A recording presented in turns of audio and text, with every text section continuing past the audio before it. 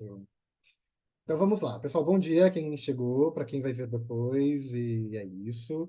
Então a gente vai começar esse encontro importante do grupo de estudos sobre modificações corporais. Para quem está vindo aqui ou vendo essa transmissão pela primeira vez, o grupo de estudos ele começa lá em 2014. Ele surge, na verdade, daquele movimento que a gente não saiu ainda, de um processo que o país é ficando mais reacionário, mais conservador, de uma ascensão fascista, fundamentalista religiosa, e a gente começa o grupo de estudos como uma forma de organização. Justamente por conta da comunidade da modificação corporal também ter ficado mais fascista, a gente não fez associação nenhuma em 2014 e ainda hoje com nenhuma instituição. A gente prefere ficar nesse lugar mais invisível como uma forma de proteção e manutenção desses saberes que a gente move aqui. Então, hoje a gente vai conversar um pouquinho sobre modificações corporais pela perspectiva anarquista. Estou ansiosa para ouvir sobre isso. E a gente vai ouvir a partir de agora, então, que vão se apresentar o Bruno e o Cello, que estão lá no Rio de Janeiro. E é isso, aproveitem.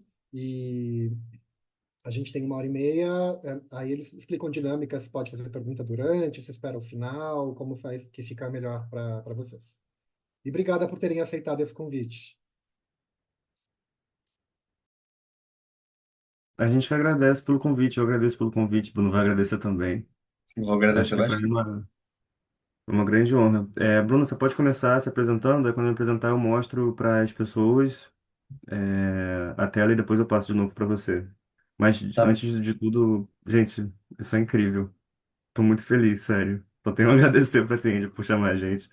É uma doideira. Eu não consigo nem descrever assim. Tipo, nunca, quem diria o Cello de 2015? Mas enfim, vai, Bruno, fala, fala. Então, 2015 vendo Soundtrack no YouTube, que eu te passei, inclusive. Enfim, eu me chamo Bruno, sou psicólogo, eu faço doutorado em filosofia na UFRJ. Junto do Cello, a gente é editor da revista Os Cães Viados. Eu também sou pesquisador do IBRAT. Faço parte do núcleo de pesquisas, né? O Cello vai falar o que que ele faz também. De novo, estou muito feliz por estar aqui. Eu nunca poderia imaginar que eu ia ser convidado pela Tiendio para participar desse grupo. Vocês são uma referência para mim desde minha adolescência.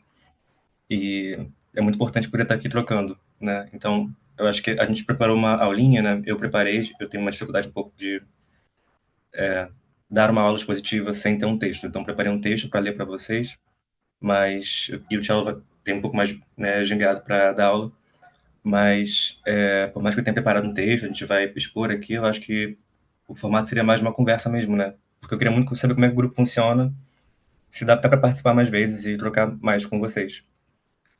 Então, eu acho que de apresentação de minha parte é isso. E tchau.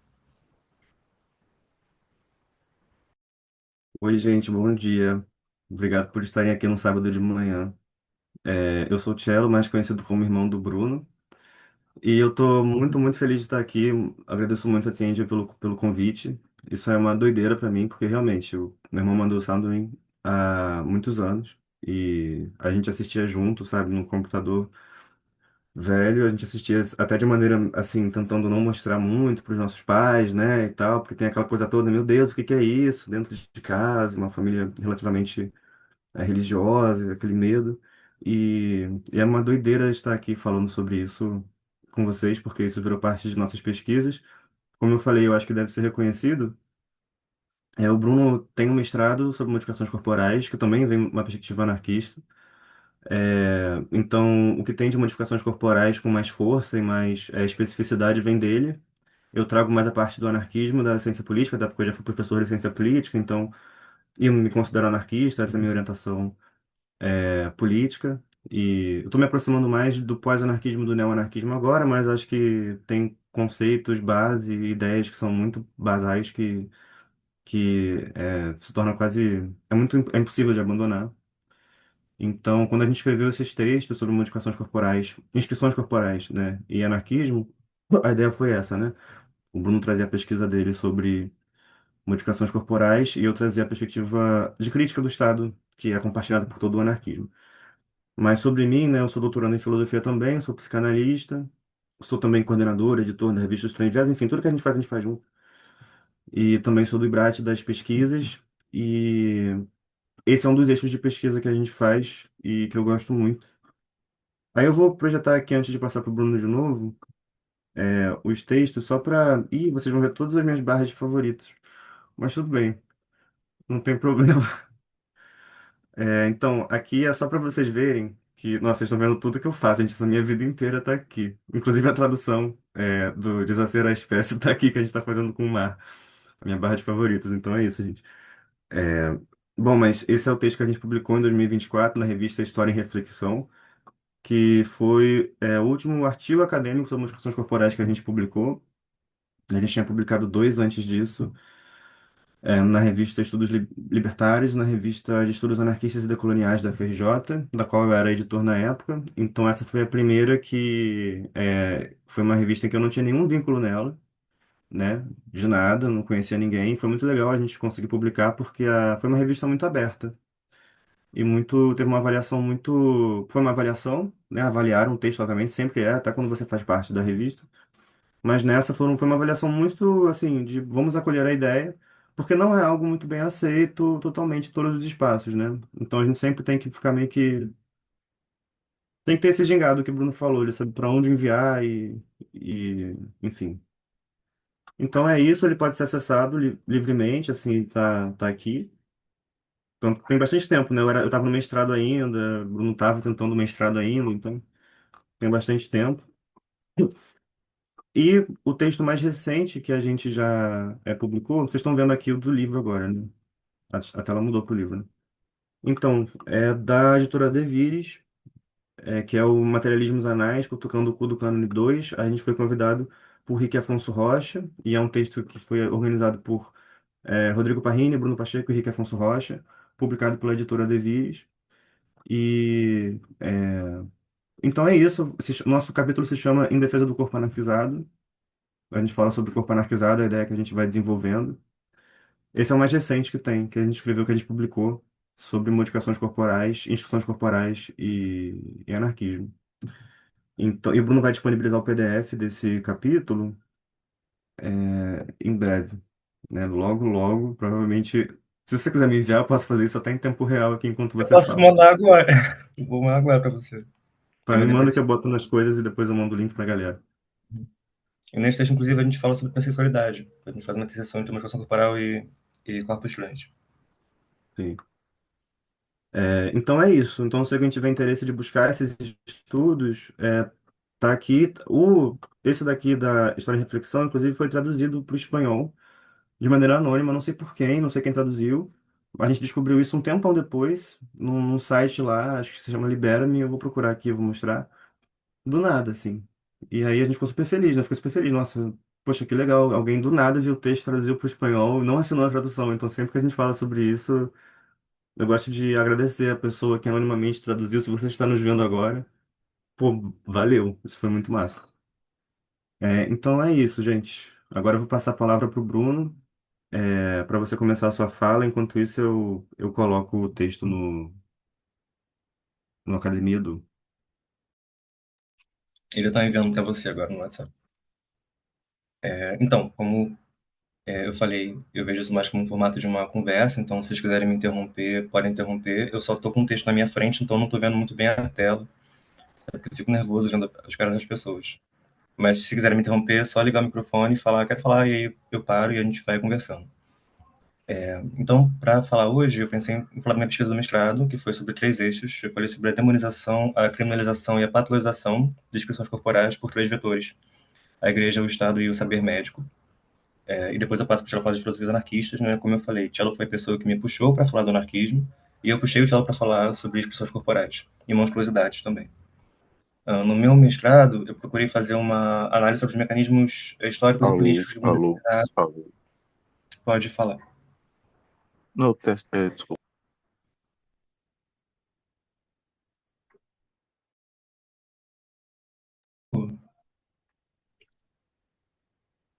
Não, foi sem querer, meu microfone estava funcionando, eu achei que o teste era só local aqui, perdão. Ah, tá.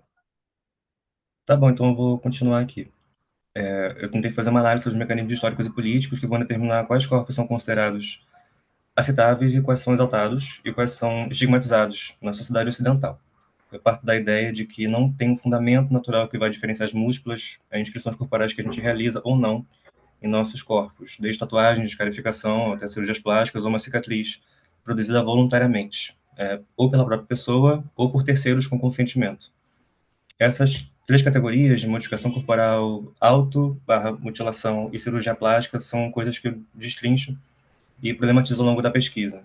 As distinções entre essas práticas são socialmente construídas e elas estão vinculadas a discursos colonialistas responsáveis pela produção do que eu vou chamar na minha dissertação de uma colonialidade corporal, que atua sobre os corpos, sobre suas inscrições, que produz o corpo, que produz ideais de beleza e de feiura, e também que produz modelos de humanidade que vão organizar a forma como a gente se relaciona com o mundo e como o mundo também se relaciona com a gente. Então, enquanto algumas inscrições são legitimadas e não são tidas como inscrições também, porque são compreendidas como prolongamento da natureza, outras são interpretadas como signos de doença, criminalidade ou malignidade, pensando na figura do diabo. Eu parto do princípio de que o corpo não constitui uma realidade universal e natural, pois ele é uma construção simbólica, produzida ou não de maneira singular, a depender do contexto histórico e geográfico em que ele surge. E o meu foco, no caso, é analisar a sociedade ocidental moderna, a tradição cristã,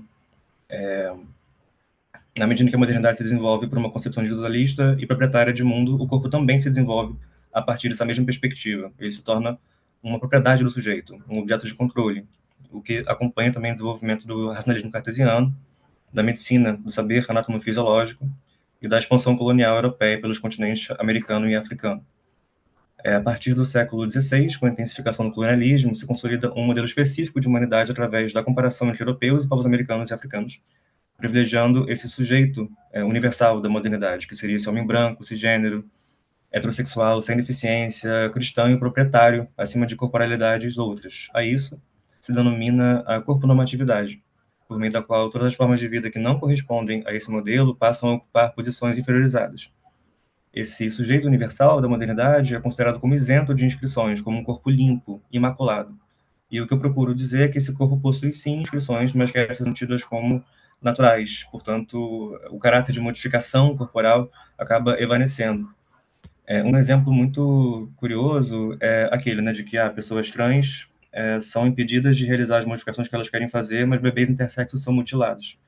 Sendo que geralmente as cirurgias são muito parecidas, né? Uma neovaginoplastia, uma faloplastia, ou etc. E por que isso acontece? Porque pessoas intersexo, quando são mutiladas, quando bebês, né, sem consentimento, muitas vezes sem nem consentimento dos próprios pais, isso ocorre porque a mutilação é tida como um conserto, né? Um prolongamento da natureza, de algo que foi errado agora tem que ser consertado, enquanto que as pessoas trans, quando tentam fazer coisas às vezes muito parecidas, ou não, né, enfim, são tidas como estarem indo contra a natureza.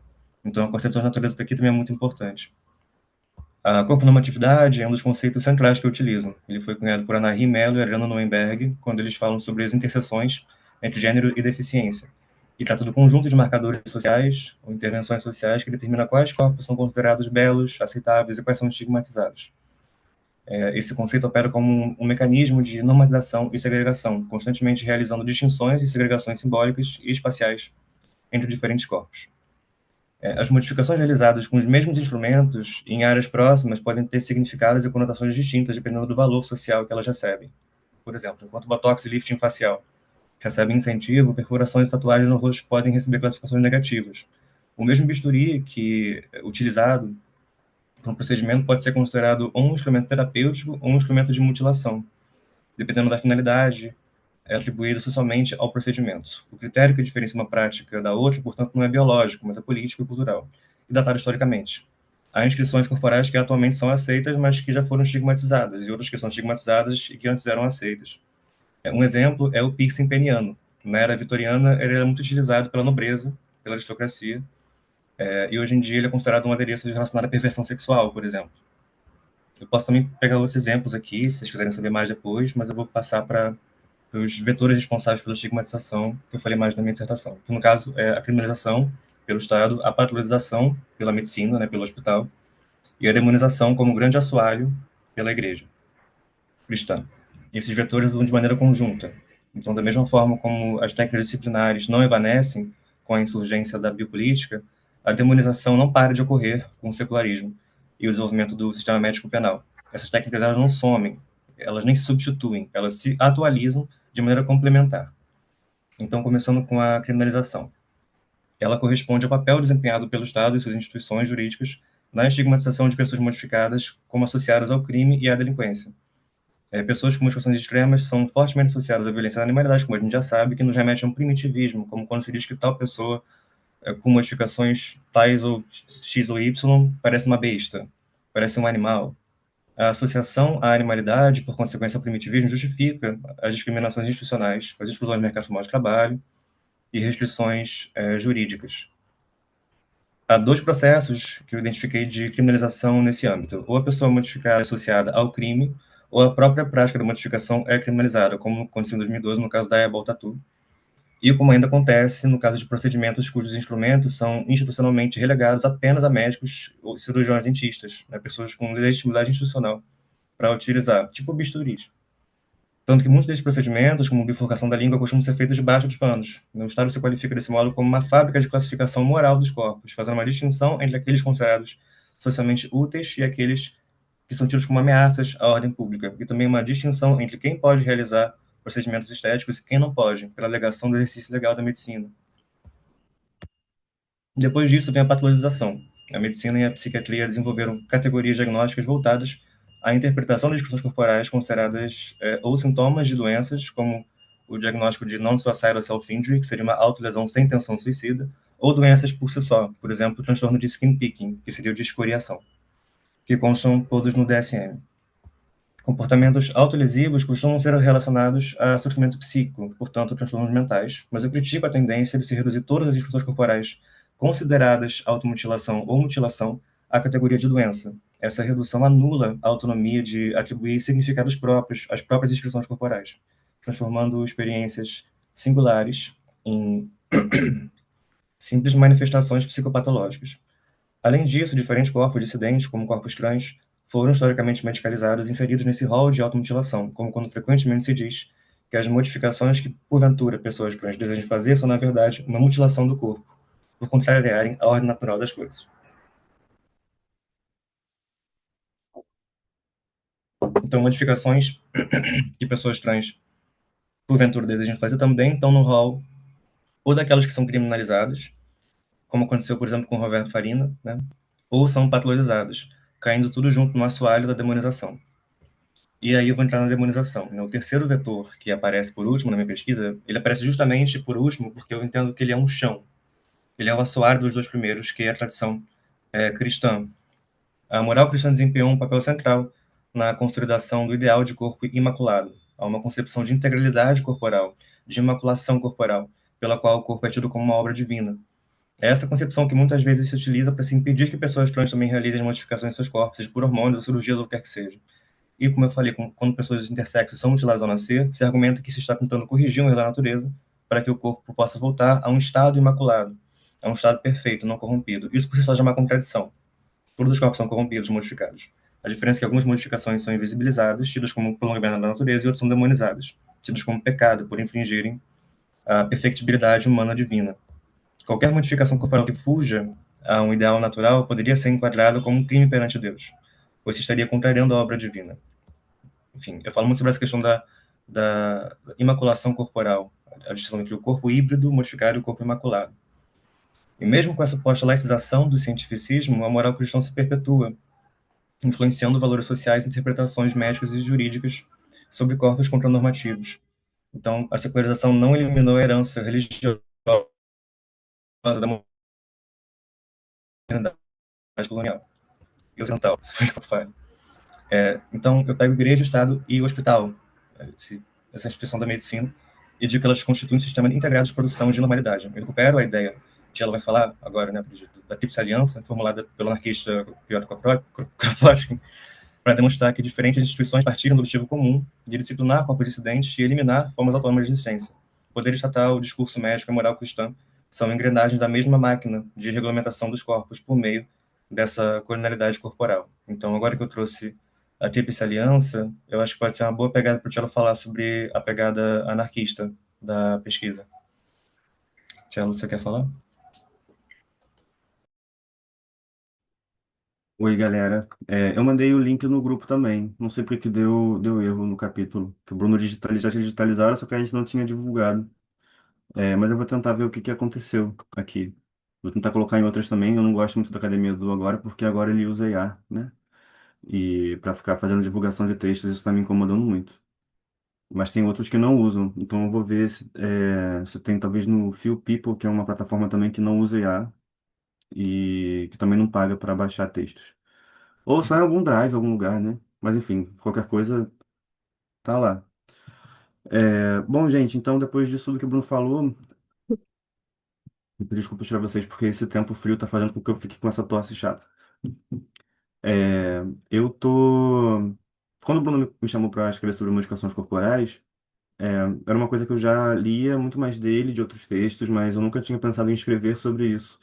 E aí eu pensei, tá, a maneira que eu vou querer escrever sobre isso é colocando a perspectiva anarquista, porque quando eu comecei a ler as coisas que ele escrevia, ficava muito nítido como a crítica de anarquistas, na época eu estava muito mais focado nesses anarquistas que a gente poderia chamar do anarquismo clássico, embora eles mesmos recusassem o título de especialistas ou de clássicos, né?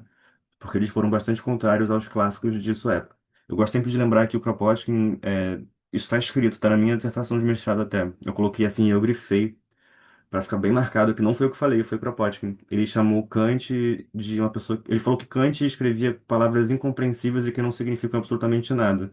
Eu achei isso muito engraçado. A gente sabe que no fundo, Kant escreveu, fez contribuições para a filosofia muito importantes e tal. Mas a grande crítica do Kropotkin era que a gente, quando você pega Kant e distribui para as pessoas na rua para ler, o que Kant escreveu podia estar muito mais explicado, de maneira muito mais tranquila e acessível. E a grande crítica dos anarquistas, que inclusive fizeram um elogio aos enciclopedistas franceses na época, naquele contexto europeu, era pela acessibilidade do saber, né, de que o saber tem que ser popular e sempre produzido coletivamente. Mas eu não vou ficar falando de Kant aqui. Esses autores que o Bruno trouxe têm um diálogo muito forte com autores do anarquismo que trazem conceitos fundamentais, sem os quais eu acho que não dá para se pensar em anarquismo quanto filosofia política. Mas uma coisa importante de marcar antes de entrar nesses conceitos, que quando a gente pensa em teoria política anarquista ou filosofia anarquista, isso diz respeito a um conjunto de autores que produziram um saber localizado, certo? Então não é um saber universal e que também se recusavam a dizer, né, a afirmar que toda luta por libertação é necessariamente anarquista, porque isso seria um anacronismo e seria também uma imposição de conceitos anarquistas a toda luta por libertação em tudo quanto é lugar, ou a todos os movimentos que seriam contrários à dominação do Estado.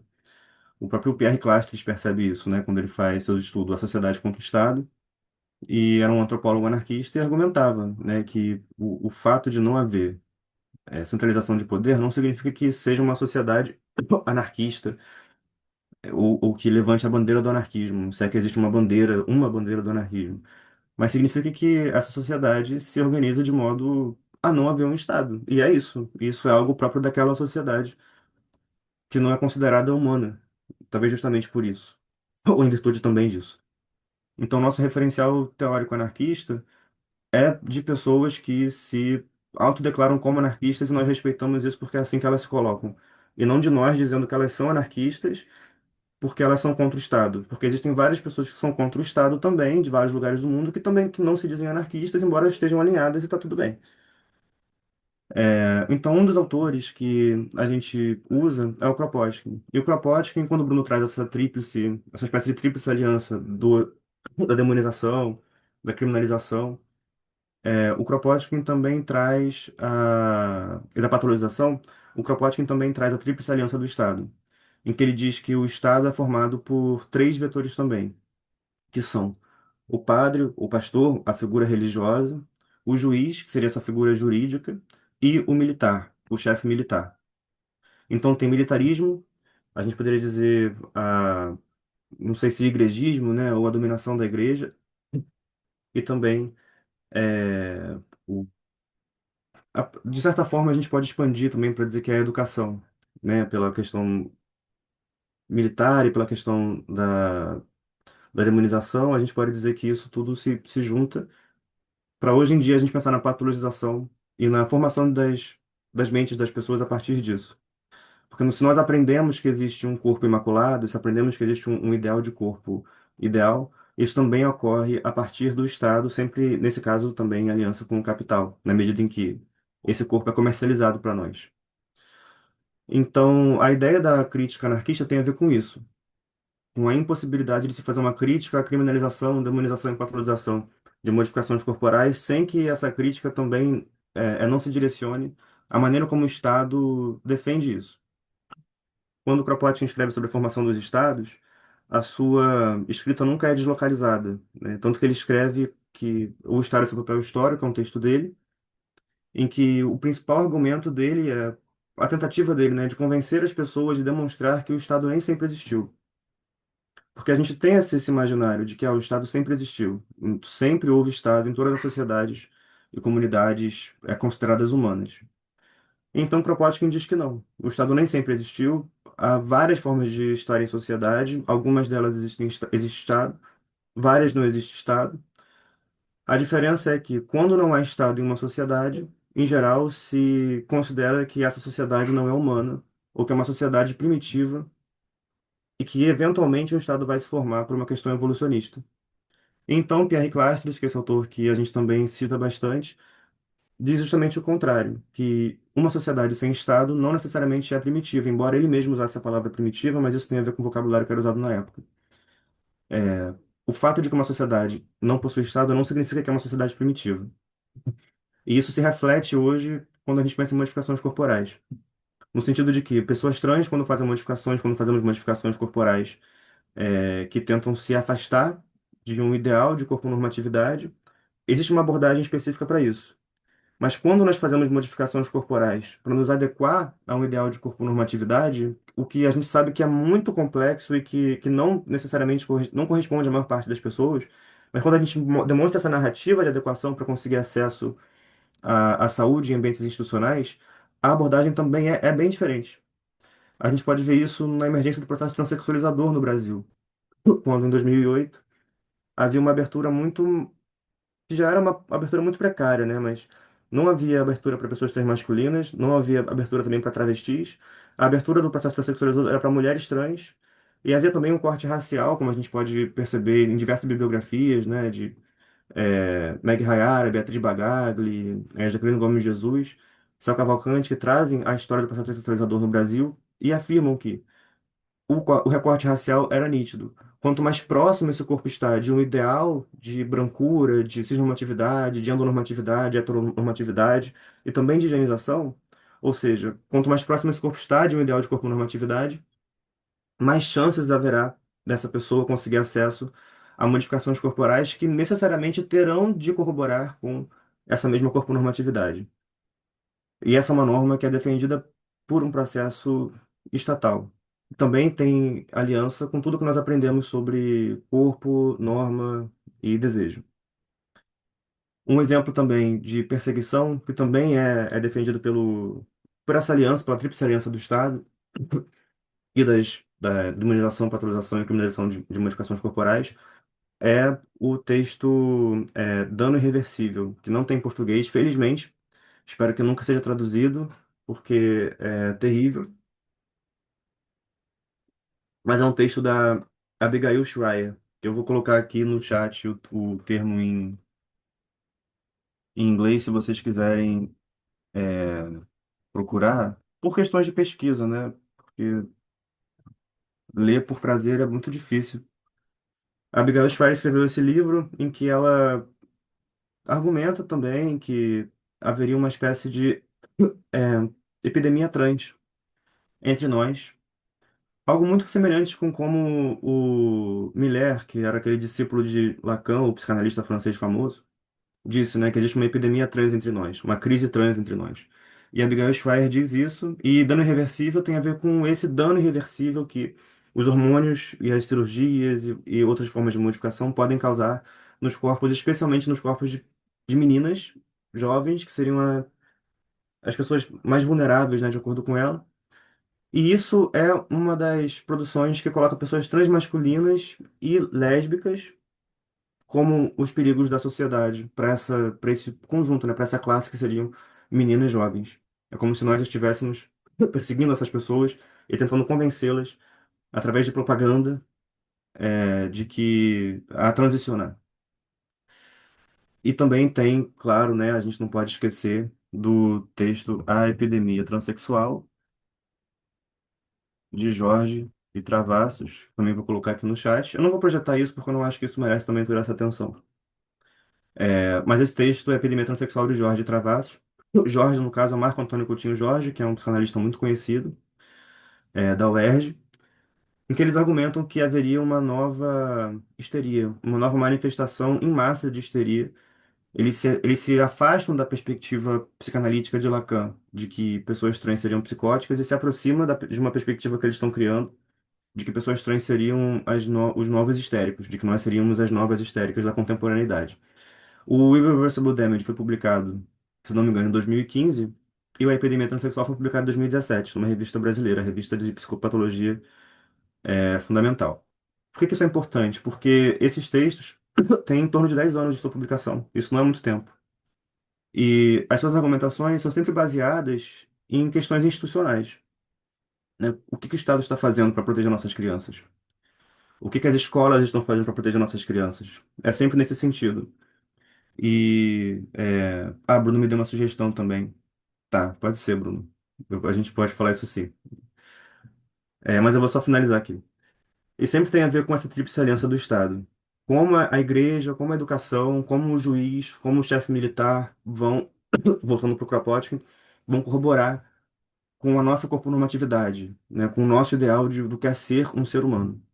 Quando a gente pensa também na história da criminalização, todas as tentativas de se contrapor ao poder do Estado que não fossem assimilacionistas, né, ou seja, ou reformistas também, no sentido de que nós não queremos mudar o formato do Estado ou transformar o Estado em um Estado diferente, né, mas nós queremos acabar com o Estado, essa perspectiva anarquista, que mudar quem está no poder não vai mudar o fato de que essa estrutura de poder é violenta. Então nós temos que abolir essa estrutura de poder e nos organizar de uma outra forma. Existem perspectivas outras que talvez se alinhem mais ao pós-anarquismo, sobre o qual o Saul Newman escreve bastante e tal. O neo-anarquismo, que o Tomás Ibanez, que é um anarquista espanhol, escreve também. Outras formas de anarquismo também. E o Bruno, a gente está escrevendo sobre transanarquismo, né, que pensa numa transversalidade. Mas, enfim, são perspectivas um pouco mais contemporâneas, que pensam que tudo bem, o poder não é algo que. Não existe sociedade sem poder. O poder está sempre em trânsito entre nós. Então talvez seja mais interessante, em vez de viver numa espécie de ilusão de que vamos abolir totalmente o poder e viver numa sociedade absolutamente igualitária, pensar em como manejar esse poder de outra forma. E já pensando que nós fomos criados em uma sociedade que nos ensina esses modos de organização verticais e hierárquicos e que nos desgarrar disso será muito difícil. E a gente vê a grande evidência disso em movimentos anarquistas que nós presenciamos, que reproduzem as mesmas estruturas de poder que esses mesmos movimentos criticam. E aí a gente puxa esses textos para uma argumentação mais nesse sentido. Como nós podemos manejar esse poder, manejar isso que nós aprendemos sobre modificações corporais de uma outra forma. Compreender que isso vai nos afetar e que isso não vai, que a gente não vai conseguir se livrar disso completamente, mas nós podemos manejar de outra forma. Seja nos nossos corpos, seja escrevendo, seja de fato nos organizando de uma outra maneira. E lidando com isso de outra maneira também. Então o anarquismo para mim é bastante caro, é bastante especial por isso, porque nos permite pensar em outros modos de nos organizar, tanto de maneira mais ampla em relação ao Estado, às instituições, a partidos políticos, à política eleitoral, numa descrença, né, de não acreditar que o Estado existiu desde sempre, não acreditar que o Estado é necessário para a organização social, é, e também de maneira micro, em nossas micro-relações, que também essa diferença de macro e micro me incomoda um pouco, porque eu também parece uma coisa meio pública, uma dicotomia público e doméstico, né, público e privado. Mas ainda assim que tem a ver com a maneira como nós falamos uns com os outros, nossas organizações. O Bruno trouxe aqui, me mandou uma mensagem, me sugerindo a gente falar sobre bloqueio puberal. E acho que vale dizer também que, assim, talvez o Bruno possa falar sobre a questão intersexo de maneira mais pessoal, né? Porque a maneira como eu descobri que eu sou intersexo foi através dele. Mas a gente pode trazer, antes disso, sobre a resolução 2427/2025 do Conselho Federal de Medicina. E isso expressa outra manifestação da aliança que o Estado possui com essa corponormatividade e também da resolução do decreto 0009/2024 no Peru, do Ministério da Saúde no Peru, que também tem uma pegada muito semelhante. Eu vou falar em ordem cronológica, né? O decreto 0009/2024 do Ministério da Saúde peruano estabelece um retorno à noção de transexualismo como constava na 10ª edição do Código Internacional de Doenças. E essa resolução, esse decreto no Peru suscitou muitos protestos, muitas pessoas foram protestar e foram muito reprimidos e está em vigor ainda. E a gente escreveu um texto sobre isso, eu e Bruno, sobre a maneira como a gente falou sobre isso aqui, né? A gente tinha comentado com uma companheira anarquista sobre isso e a gente pensou, tá, a gente tem que se manifestar de alguma forma, seja demonstrando apoio ou enviando recursos para eles, fazendo eventos, né, e tal. E aí o que ela respondeu para nós, de maneira muito comum, né? Porque conversando numa mesa de bar, ela disse, tá, mas como isso nos afeta aqui? Como se. Porque essa coisa de, a gente está focando muito em coisas que acontecem fora e pouco em coisas que acontecem aqui nas nossas comunidades. Entendendo isso, a gente ficou um tempo, eu fiquei um tempo pensando, tudo bem, a gente tem que focar mais aqui, e acho que isso faz sentido sim, claro.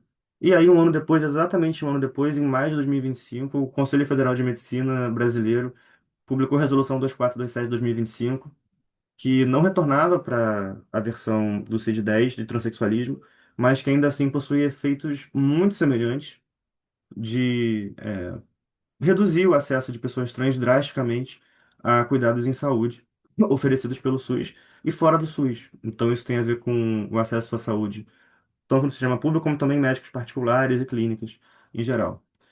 E isso nos fez pensar bastante sobre como isso nos afeta, né? Parece que diferentes estados, diferentes governos, governamentabilidades, em territórios muito distintos, se orientam a partir, especialmente que tenham governos de extrema-direita, mas também não, né? A gente está no governo Lula agora, mas o presidente só ter um presidente de esquerda não significa que os diferentes ministérios sejam de esquerda. E para uma perspectiva anarquista também, o fato de ser de esquerda não significa que não será, ainda assim será um Estado. E que será vertical, hierarquizante e tudo mais. Então a gente pensou bastante nisso. A maneira como corpos intersexos são concebidos, uma pesquisadora muito importante, a Paula Sandrini Machado, é de que tá, esse corpo tem que ser rapidamente, logo na primeira infância, adequado à norma cis heterossexual e endossexo. Muito rapidamente, porque quanto mais tempo passa, mais difícil se tornará para adequar essa pessoa. Então, na pesquisa de Paula Sandrini Machado, que é uma pessoa que pesquisa sobre isso em seu livro O Sexo dos Anjos, ela relata que ouvia os médicos dizerem que é mais fácil cavar um buraco do que erigir um poste. E isso justificando que as cirurgias de endonormatização de pessoas intersexo costumam são mais tendenciosamente para feminilidades, né, para construir corpos considerados femininos do que corpos considerados masculinos. E que tudo isso realmente tem como base o olhar médico dentro dessas instituições. E agora a Associação Intersexo Brasil está se esforçando para barrar isso, né? Mas é sempre um grande empecilho. E a gente vê novamente como a Tríplice Aliança do Estado se une em torno disso. Uma narrativa cristã, uma narrativa da patologia e também uma narrativa da demonização. O modo como corpos intersexo foram figurados ao longo da história tem a ver com isso. Inclusive, se alguém tiver interesse, eu posso mandar aqui também. A Igreja de Satã Anarquista é uma igreja que existe nos Estados Unidos e eu fiz uma viagem em 2024 e eu conseguia o texto impresso, né? Eu comprei o livreto deles porque eles escreveram um manifesto chamado Antiteísmo Revolucionário, em que e eu assim, quando eu comprei esse manifesto, eu pensei que fosse algo é, eu não pensei que fosse um texto de uma pesquisa intensa, uma pesquisa muito profunda e densa, com muitas referências. Eu pensei que fosse algo mais um texto de mais livre, assim, um texto mais leve e tal. Aí quando eu abri, eu vi que, assim, gente, eles fizeram uma pesquisa enorme sobre o modo como corpos intersexo, como pessoas trans foram, como pessoas pretas, como indígenas foram demonizados e associados à figura de Satã E eles fazem uma inversão dessa figuração, dessas corporalidades. E citam também o julgamento de Valladolid. O que eu tô falando disso porque eu traduzi esse texto pelo Acervo Transanarquista, então se alguém tiver, porque não tinha versão em português, infelizmente. Então se alguém tiver interesse, tá lá, tá em PDF aberto, se alguém quiser ler o manifesto deles, Antiteísmo Revolucionário, é bem legal. Mas o julgamento de Valladolid, que aconteceu no século XVI, tinha dois lados. De um lado tinha Bartolomeu de las Casas e de outro tinha Guinness Sepúlveda, que eram duas figuras religiosas. E esse julgamento, resumindo muito, tinha como objetivo avaliar se indígenas nas Américas tinham ou não tinham alma. Se tivessem alma, não poderiam ser escravizados, como africanos eram escravizados, e seus descendentes, né? Porque seriam considerados pessoas, seriam considerados humanos que cultuam o Deus errado. Então seria uma forma de racismo religioso, como também tinha acontecido com mouriscos e marranos no sul do território ibérico da Espanha, em Al-Andalus. Mas enfim, eu não vou entrar nisso também. E por outro lado, o outro argumento era que indígenas não tinham alma e, portanto, poderiam sim ser escravizados. A conclusão desse julgamento totalmente racista é que indígenas tinham alma sim e, portanto, não poderiam ser escravizados. Então, a solução que eles encontraram, novamente lembrando a relação entre demonização, patologização, criminalização entre o Estado, a Igreja e o chefe militar, em que, por um argumento religioso, se decidiu que indígenas seriam sim humanos, mas seriam humanos inferiores e foram, portanto, submetidos ao regime da encomenda. Então foram sim escravizados. Então a conclusão era, vamos sim escravizá-los, mas sob uma outra justificativa. Quando a gente aprende na escola que indígenas não foram escravizados porque foram considerados humanos, isso é uma mentira, porque foram sim, e de maneiras muito cruéis também. E aí, o que eu estou tentando dizer aqui é que essas alianças entre as alianças do Estado e hoje em dia também, quando a gente pensa na Tríplice Aliança do Kropotkin e na Tríplice Aliança sobre a qual o Bruno trouxe aqui, sobre demonização, criminalização e patologização, essa Tríplice Aliança se mantém. Os esforços de vários anarquistas, como Bakunin, que defendeu que a liberdade não é divisível, Emma Goldman, que defendia, que não se considerava nem. Hoje em dia as pessoas falam que ela é feminista, né, mas ela era anarquista, ferrenha e, enfim, que defendia liberdade sexual, amor livre. Érico Malatesta também, enfim, vários anarquistas que. O Proudhon não, porque, assim, beleza, ele foi o primeiro que se autodeclarou anarquista em 1840, num discurso, mas ele também tinha posturas um pouco conservadoras, então eu geralmente não considero ele dentro desse rol, até porque ele era muito mais um acadêmico do que. E uma figura política do que um revolucionário. Mas essas pessoas todas, essas figuras todas que se recusavam a ocupar a posição de especialistas, a gente pode perceber que, com uma crítica ao Estado, essa crítica a esse Estado, que é um Estado que é exportado para diferentes regiões do planeta, essa crítica se mantém atual. Justamente porque o nosso Estado, assim como os Estados nas Américas, os Estados em, enfim, diferentes regiões do mundo, o modelo a partir do qual esses Estados se organizam é esse modelo que os anarquistas em Europa criticavam, com muitas diferenças, então não dá para dizer que é uma crítica universal, mas ainda assim é interessante pensar nesses conceitos para realizar uma crítica tanto ao Estado como à maneira como modificações corporais são concebidas. E eu acho que só para fechar a minha fala, para também dar tempo da galera conversar, e do Bruno falar também sobre a questão intersexo, né, que você vai trazer, eu queria trazer Bakunin.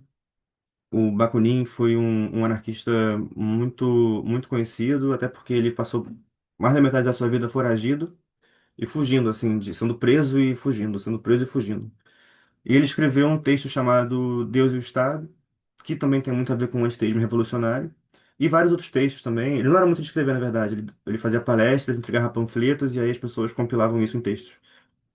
Mas ele dizia o seguinte, né? A liberdade do outro estende a mim ao infinito. Essa é a grande máxima dele, uma das frases mais conhecidas dele.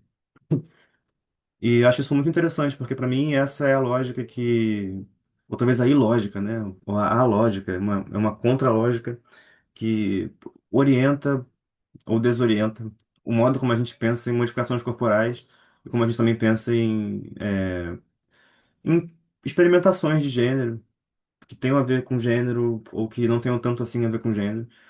Mas quando a gente coloca em prática, né, os conceitos de ajuda mútua, sobre o qual Kropotkin escreveu, ação direta, que é basal para todos os anarquistas, formação de rede, né, isso tem a ver com o desejo de que se eu quero ter a liberdade de modificar o meu corpo da maneira como eu quero para mim, da maneira como eu desejo, então eu quero defender a possibilidade de que outras pessoas possam fazer também o que elas quiserem com os seus corpos a partir de uma rede de cuidados.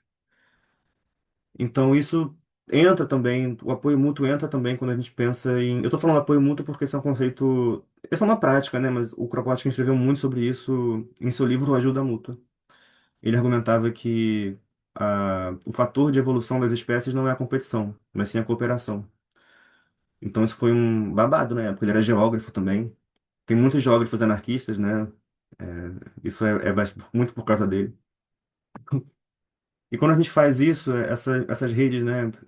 Há um tempo eu escrevi um texto sobre isso, em que eu relatava que quando eu comecei a minha harmonização, eu fui no ambulatório trans aqui de Niterói, morrendo de medo, né? Porque eu achava que não. As pessoas vão dizer que eu não posso, porque eu não sou assim tão masculino. Não sou um cara tão masculino assim, né? Porque eu sou bissexual e tal. E aí, quando eu cheguei na sala de espera do ambulatório, me adicionaram num grupo chamado Transformers. Tipo, uma pessoa me abordou e falou: Quem é você? Você tá aqui? Aí eu falei: Oi, eu tô aqui pra ter consulta. Eu achei que era um funcionário do ambulatório. Mas não, era um cara trans que tava ali. O nome dele era Bernardo. Aí ele falou: Deixa eu te botar no grupo então. Meio que assim. Eu nem conhecia ninguém. Eu tinha 19 anos, assim. E 18, na verdade. Eu comecei antes de fazer 19. E aí eu tava ali com meu irmão e tal, que me acompanhou, que eu tava um tempo em harmonização. Ele me colocou no grupo chamado Transformers. E nesse grupo os caras começaram a falar: Gente, cuidado pra não fala que vocês. Fala que vocês são héteros, tá? Tem que falar que vocês são héteros. Fala que você sente disforia de gênero. Tem que falar isso, né? O roteiro pra gente poder convencer a equipe médica de que a gente é trans de verdade. E foi isso que eu fiz. E foi isso que eu vi que assim, muitas pessoas fazem, né? A grande questão que o Robert Stoller percebeu. Eles mentem. Stoller foi um psicanalista e psiquiatra, que também foi um dos que defendeu uma visão que hoje nós consideramos transfóbica, né? Sobre transexualidade. A constatação do Stoller é que eles mentem. E, nossa, que absurdo, eles mentem pra nós. Pô, mas é claro. Como isso parte também de ajuda mútua. De defender o direito de que todos nós temos de modificar os nossos corpos da maneira como nós quisermos. E isso também tem a ver com. O relato está disponível num texto que eu publiquei, eu posso mandar o PDF sim. É aquelas revistas que não permitem que você tenha o PDF, sabe? Mas tem que pagar. Mas se você me passar seu e-mail, eu consigo te mandar o PDF dele por e-mail. Posso mandar, foi publicado em inglês, mas eu posso mandar a versão em português que eles traduziram. É, então, para mim, esses conceitos de ação direta, ou seja, de não esperar que uma instituição valide a sua identidade para então você fazer alguma coisa. A gente não começa a ser trans a partir da retificação, se é que queremos fazer a retificação. A gente não espera que o Estado nos diga que nós somos isso que nós somos para então exercer e existir da maneira como somos. A ajuda mútua. A gente não fica sozinhos, um no seu quadrado, cada um no seu quadrado, como se nós fôssemos átomos na perspectiva atomista, dependendo das instituições para então fazer alguma coisa. As redes de solidariedade. O que a gente tem são redes de solidariedade, mesmo que a gente seja, tipo, eu sou uma pessoa introvertida, eu falo com pouca gente, mas eu sei que eu posso recorrer a pessoas, a seres reais, que não são uma instituição, para pedir ajuda, para perguntar, poxa, você pode aplicar testosterona em mim semana que vem, sabe? É, então, é basicamente isso, assim que eu vejo que o anarquismo tem muito a ver. Porque esse mesmo Estado que nos oprime também, economicamente, né, Estado de capital que nos oprime economicamente, e que é hierarquizante, também é esse Estado que defende uma perspectiva determinada de corpo, que é a corponormatividade. Ligada à branquitude, à normatividade, à cisnormatividade e essas outras normatividades aí que a gente conhece muito bem. É, tem uma última coisa que eu ia falar que eu esqueci. Aí isso que é ruim de não fazer um roteiro com nem o Bruno, porque eu tenho que depender só da minha cabeça mesmo. Mas era uma coisa legal que eu ia falar um negócio bem massa. Caraca, eu esqueci mesmo. Enfim, eventualmente eu vou me lembrar e vou falar. E sim, essa fala do Albert Einstein também está no livro da Berenice Bentos, A Reinvenção dos Sexos, Porque ela, a Berenice Bento, uma pesquisadora brasileira, foi fazer pesquisa na Espanha, e aí, em ambulatórios estranhos, e aí ela percebeu que, falando com as pessoas, as travas que ela entrevistou diziam, a gente mente, né? A gente mente para os médicos. E o Albert Stoller, e ela relatando, né, que, olha que interessante, hoje em dia elas também mentem, aí o Robert Stoller também percebeu isso, lá na década de 50, 60. Mas é isso, lembrar o que eu ia falar, eu trago aqui para vocês. Mas acho que agora a gente pode abrir ou então passar pro Bruno fazer o comentário, né, que você queria fazer. É um comentário que eu acho que é só interessante, já que a gente puxa mais para a pauta intersexo, é que eu, na minha dissertação de mestrado, não estudei pessoas intersexo especificamente. Eu coloco esse recorte, claro, porque eu não tenho como não colocar quando eu falo sobre corpo. Mas agora no doutorado eu estou estudando muito como que pessoas intersexo, tidas como hermafroditas, foram demonizadas também, tidas como associadas ao diabo, enfim, como fazendo pactos com o diabo, e recebendo um tratamento muito parecido com o das bruxas durante a Inquisição. E elas eram tidas antes, na Idade Média, como aberrações da natureza, como monstros, e também, posteriormente, como criminosas, com o nascimento do monstro moral pelo sistema médico penal, com cientificismo e etc. Né? Então, poder usufruir dos dois sexos seria tanto uma doença como um crime. E uma pontuação também é que pessoas consideradas hermafroditas, né? Na Idade Média, isso era uma coisa unicamente anatômica, tinha a ver com caracteres sexuais. Com o cientificismo, falar com uma pessoa intersexo também podia dizer respeito a comportamento. Por exemplo, uma mulher cis, né, que se lida com uma mulher cis, que usava roupas de homem e se relacionava com uma outra mulher, era tida como hermafrodita. E o comentário que eu queria fazer sobre a gente ser intersexo, né, é que eu acho que foi muita sorte nossa, porque a nossa família sempre foi muito natureba e contra remédios, a gente não ter sofrido bloqueio puberal, que é uma coisa que acontece. Geralmente, quando eu participei de uma audiência pública, né, da Dani Balbi contra a resolução do CFM do ano passado, justamente porque muitas instituições de saúde, equipamentos públicos de saúde, estavam agindo de maneira arbitrária em relação a essa resolução. Depois, se vocês quiserem, eu fiz um post no Instagram, pela revista Os Transviários, explicando o que estavam fazendo e o que ia contra a própria resolução, mas, enfim, a transfobia estava sendo arbitrária, né? Não estava seguindo a resolução que é transfóbica por si só. De vez ou outra, quando a gente fala sobre isso, surge alguém das trevas falando que a gente está corrompendo a juventude, hormonizando criancinhas e transexualizando todo mundo. Mas, na verdade, isso já acontece, o bloqueio puberal já acontece para cisgenerificar e endonormatizar adolescentes, enfim, intersexos, geralmente, como no caso, né, de mim do cello, que por sorte a gente não passou por isso. Isso já acontece, isso é uma coisa que já acontece. Mas isso não é tido como uma modificação corporal, justamente porque se considera que o bloqueio puberal em pessoas intersexo, para evitar que elas sejam intersexo e que elas contrariem o sistema sexo-gênero cisnormativo e etc., como uma coisa natural, como o conserto de um erro. Enquanto que no caso de pessoas trans, não. Aí vocês não podem fazer isso porque isso é uma coisa errada. Isso está indo contra.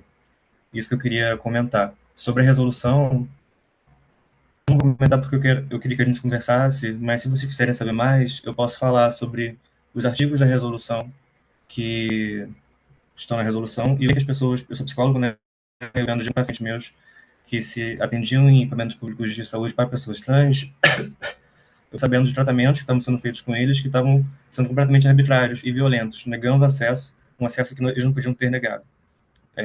Se quiserem, eu posso falar mais sobre isso, mas agora acho melhor a gente tocar, né? E aí, gente, o que vocês acharam? Como é que vocês estão? Etc. Obrigada por trazerem tanta coisa, né? A cabeça explode no sábado de manhã e tá tudo bem, assim. Acho que antes da gente avançar, Bruno, se você puder contar um pouquinho da resolução, dos parágrafos, acho que seria importante para poder fechar e se for tudo bem para você. Tá, eu posso. Eu acabei de abrir o documento que eu tinha escrito no passado. Ele se chama CFM Resolução Maldita, porque eu fiquei muito chateado com todos os relatos que eu escutei. Enfim, o que essa resolução fala?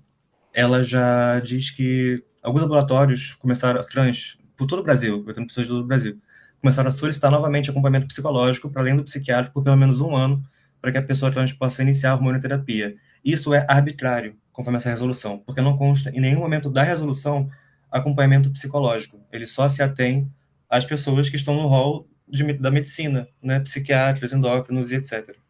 O artigo que versa sobre o acompanhamento prévio com a hormonoterapia da resolução é o artigo 6º, terceiro parágrafo, que diz que o paciente que optar por terapia hormonal cruzada deverá, iniciar a avaliação médica com ênfase em acompanhamento psiquiátrico e endocrinológico por no mínimo 1 ano antes do início da terapia hormonal. Então, esse foi o artigo da resolução. Uma bosta, mas tá aí. Mas ainda assim, ambulatórios trans estavam pedindo que a pessoa trans fizesse um acompanhamento psicológico por pelo menos 1 ano. Isso não faz sentido. Isso é arbitrário. O mesmo aconteceu com procedimentos cirúrgicos, em cujos artigos não consta a solicitação de acompanhamento também psicológico, tampouco a necessidade específica de um acompanhamento psiquiátrico, apenas médico de modo geral.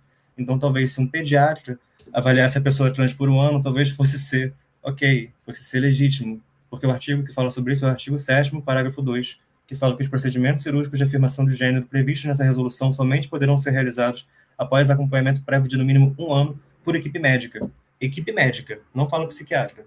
E ainda assim, estavam solicitando que psicólogos, psiquiatras, enfim, fizessem acompanhamento. Isso não está especificado. Enfim, aí, eu acho que vale também trazer, essa foi a coisa que eu fiquei mais chateado, porque eu estava atendendo pessoas trans, principalmente pessoas masculinas, que já faziam hormonização pelo SUS. E tem o artigo 10 dessa resolução que fala que as disposições dessa resolução não se aplicam a pessoas que já estejam em uso de terapia hormonal ou bloqueadores da puberdade. E essas pessoas foram bloqueadas. Muitas delas tiveram que interromper suas hormonizações, no caso, né, a hormonização, porque a cirurgia também é difícil.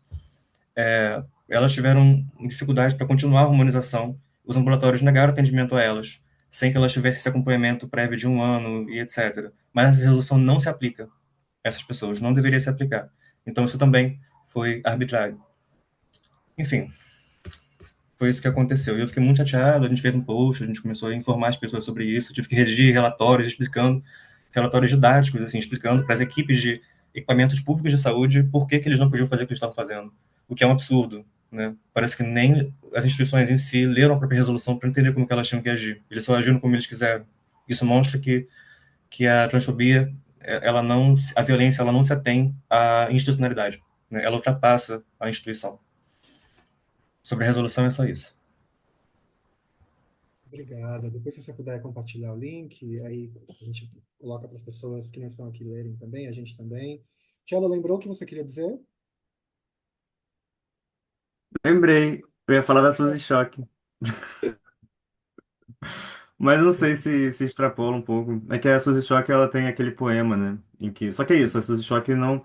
De novo, né? A gente não pode dizer que todo mundo que é contra o Estado e suas instituições é anarquista. Isso não é correto. Mas ainda assim, eu acho que uma referência muito forte para nós é a Suzy Choque, de um lado, e de um... São três, né? Isso está sendo uma coisa muito forte na minha tese. Tem o Eduardo Glissant, que escreve, né, sobre política da relação, e reivindica o direito à opacidade. Então, isso é uma reivindicação. Tem a reivindicação da Suzy Choque, reivindico meu direito à monstruosidade, me reivindico meu direito a ser um monstro. E em seu poema Eu, Monstro Meu. E também tem a reivindicação de Oti Curiel e o Derek Espinhosa Minhoso, em que elas reivindicam o direito à discordância, em um texto que eu esqueci o nome, mas que eu posso mandar aqui. E essas três reivindicações, a monstruosidade, a discordância e a opacidade, me parecem ter bastante a ver com essa recusa, que também está presente no anarquismo, da transparência que é defendida pelo Estado, pela biomedicina, pelas categorias demoníacas e tudo mais, né? Porque essas instituições todas se esforçam para nos ensinar categorias muito específicas do que significa ser um ser humano, do que significa ser uma pessoa correta, do que é um desejo correto. Ou seja, nós não, é como se a nossa constituição subjetiva sempre tivesse dependente desse primeiro momento em que nos foi ensinado o que é ser uma pessoa. E a partir disso nós nos diferenciamos dessa concepção. É, E aí, quando o Glissant defende o direito à opacidade, isso me lembra muito o direito à discordância e também o direito à monstruosidade. A opacidade seria o oposto da transparência, né? A discordância significa que existia um acordo tácito inicial, e isso também tem a ver com a ideia de Estado. Nós crescemos, a não ser que a gente tenha crescido num meio anarquista, né? Ou com pessoas que já odeiam o Estado, ou não sei, talvez em comunidades em que não são, que já odeiam o Estado, que já tem uma relação complicada com o Estado, e que as pessoas já pensem isso e falem sobre isso, claro. Mas eu, por exemplo, eu cresci da maneira como eu cresci, como eu fui para a escola, foi, eu fui ensinado que o Estado sempre existiu e que quando ele não existia, não era de fato uma sociedade. Foi essa perspectiva que eu fui ensinado.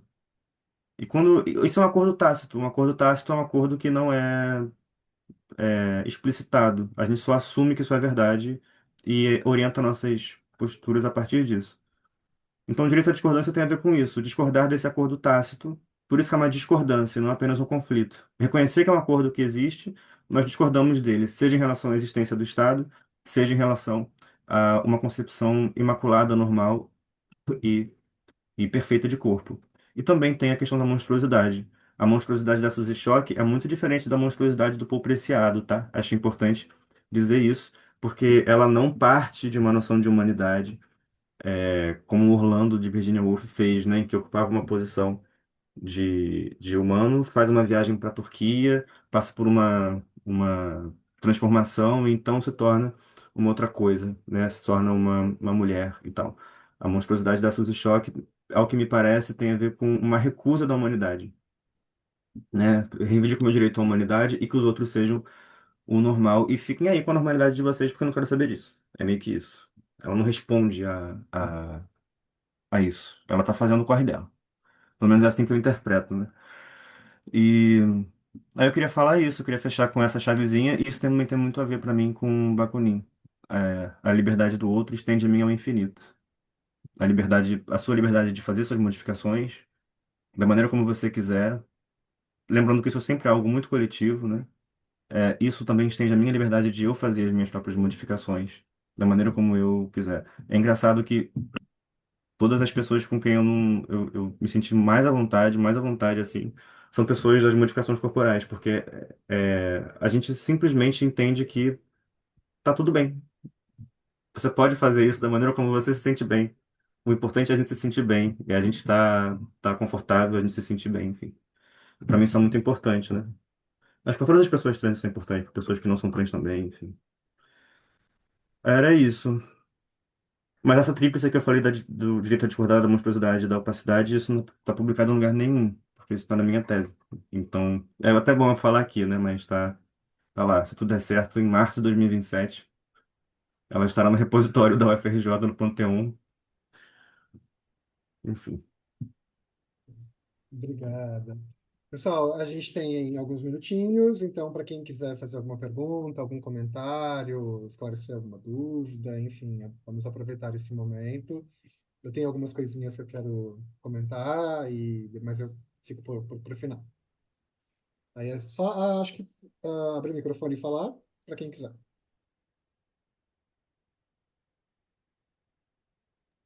Deixa a gente te ouvir, Ti. Não, vamos vocês primeiro. Já abriu o seu, Mar, venha. Ah, não, gente, só queria agradecer, assim, muito feliz de estar aqui, de poder ouvir vocês, muito feliz que vocês estão mais próximos desse grupo agora também. É, enfim, é, eu sempre acho muito interessante, assim, né, porque eu não sou anarquista. Aliás, eu estou com uma camiseta do PSOL agora, nesse momento, né? É, eu sou ecossocialista, mas eu sempre falo assim que eu encontrei no ecossocialismo uma ponte com o anarquismo muito importante, porque eu sempre tive uma afinidade muito grande com o anarquismo e acho que se não fosse por essa ponte assim que o ecossocialismo traz, eu acho que uma coisa que me pegou muito assim foi quando você falou, né? A gente não acha que outra sociedade, que todas as sociedades que são contra o Estado são anarquistas, né? Eu acho que a gente tem uma pegada muito parecida no ecossocialismo, assim, né? De tipo, existem outros modelos de luta anticolonial que não são ecossocialistas e eles estão do nosso lado, assim, sabe? A gente vai se aliançar e a gente vai construir pontes, né? E a gente vai, enfim, né? Sobrepor esses mundos, assim, né? Relacionar esses diferentes mundos, né? E eu acho que isso é muito lindo, assim. Então, e aí fazer essa.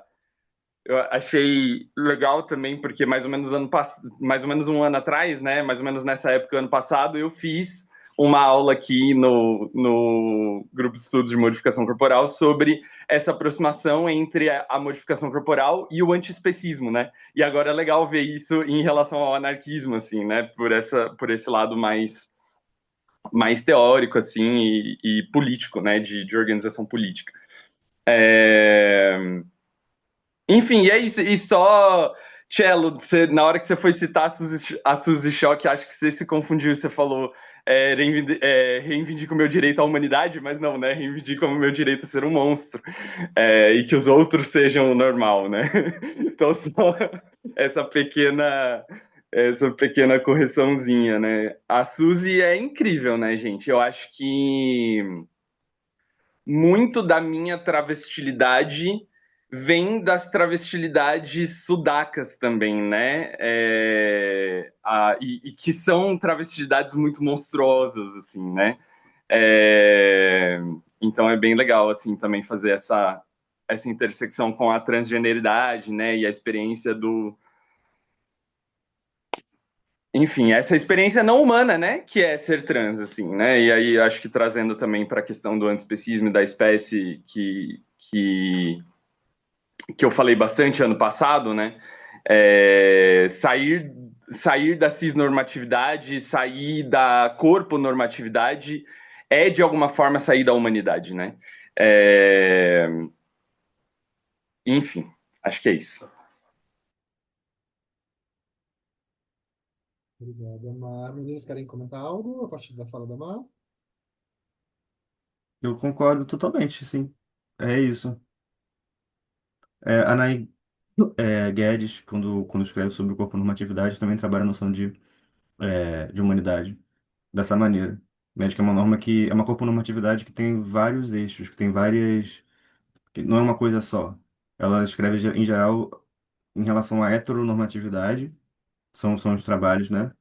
Mas a gente pode, o que eu e o Bruno fizemos, que foi a ideia do Bruno, né? Foi pegar esse conceito de corponormatividade e pensar em relação à cisnormatividade.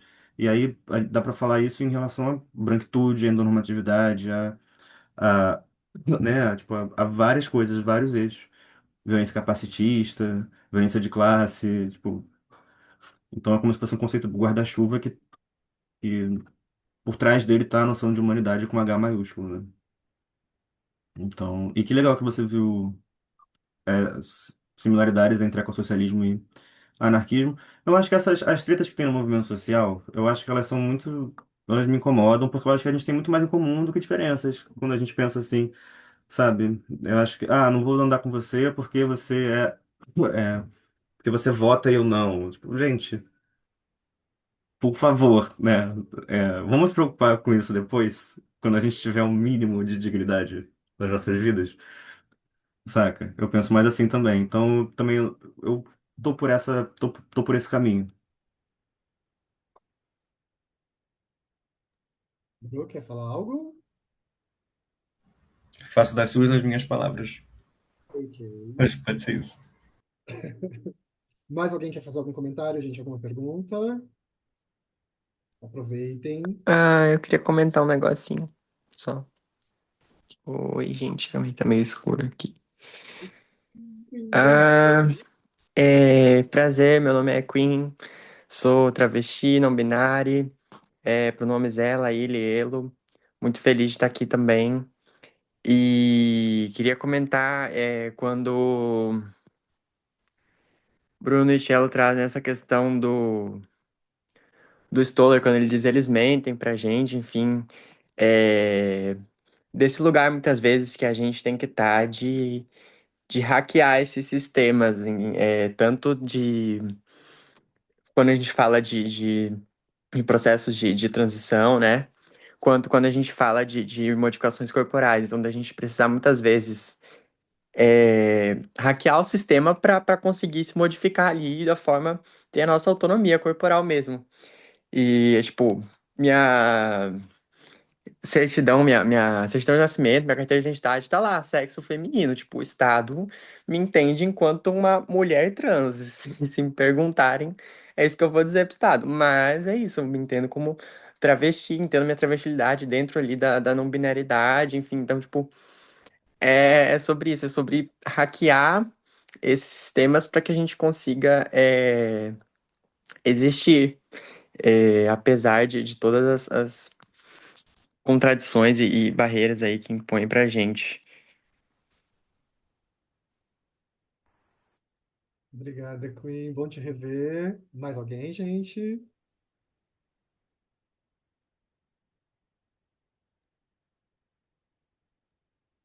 Não? Então vamos falar, porque, né, 11h17 já, e, enfim, para a gente poder encerrar e almoçar depois. Primeiro, eu queria agradecer mais uma vez por vocês terem topado, terem compartilhado um texto que está em livro e que a gente sabe de todas as dificuldades, mas eu penso também nessa fruição do saber, sobretudo do saber que é o nosso, né, dissidente, assim, o quanto que é importante colocar isso para jogo. Lendo o texto, vocês sublinham, assim, eu acho fenomenal ver esses outros referenciais aparecendo, assim, tanto da galera anarquista, mas também a categoria corponormatividade, assim, e tem esse debate e aproximação com as questões das pessoas com deficiência, né? A teoria creep e por aí vai.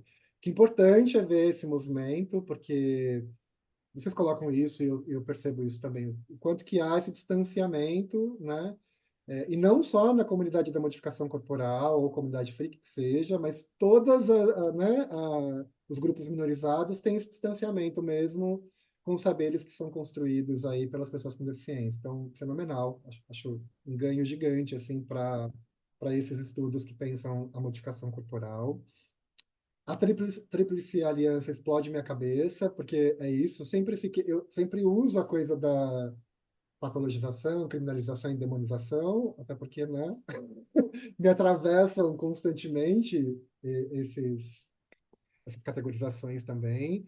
Mas aí a associação com a questão da igreja, do militarismo, né, e do juridisquês, assim, então achei muito precioso, assim, no sentido até da minha elaboração de escrita, de pensamento, então, muito bom ver isso reunido. É, Deixa eu pensar. E aí, queria fazer alguns outros comentários, assim, né? O primeiro, acho que enquanto uma crítica à comunidade da modificação corporal e comunidade freak também, porque, por exemplo, a gente está movendo aqui o grupo de estudos de uma forma super aberta, célula aberta, gratuita, e o interesse das pessoas para chegar em organizações assim é muito dificultoso, assim, parece que a gente tem que ficar insistindo, quase num processo de mendicância para que as pessoas se acheguem, né?